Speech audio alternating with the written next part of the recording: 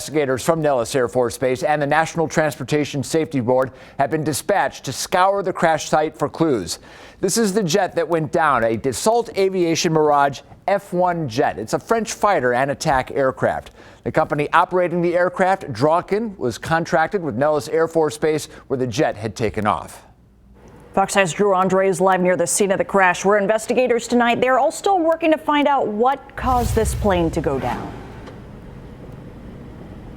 Well, Jacqueline, the crash happened at about 2:30 this afternoon, and tonight crews are still on scene out here as several roads are still closed down, and you can see the lights down there as investigators are still working.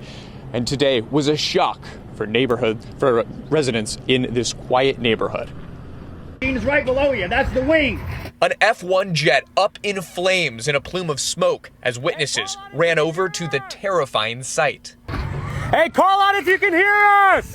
The plane crashed in the residential neighborhood on the southern edge of the Nellis Air Force Base. I heard the low flying. I heard the shaking. I felt the shaking in the house. But again, I thought it was just the normal. I think it's kind of dangerous because we got this school here with these kids, and that time they was out there playing. It came down right next to Martin Luther King Jr. Elementary, putting the school in a shelter-in-place this afternoon. He's like, yeah, something just crashed. I was like, it had to have been from the Air Force, like from the base. The pilot took off from Nellis, only making it a couple miles before crashing down. Anthony Milano was snapping photos and following a training exercise at the base when he saw the smoke from afar. It's surreal. I never would have thought that I would ever be this close to one. It's really sad.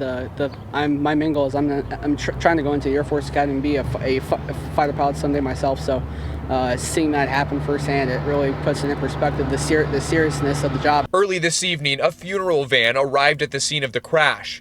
The pilot killed flew for Draken, a Florida-based company contracted to provide air support for Nellis Air Force Base. The company said in a statement tonight, "Our thoughts and prayers go out to the people and family affected by this event." Draken U.S. is also cooperating with investigating agencies to determine what led to this tragic accident.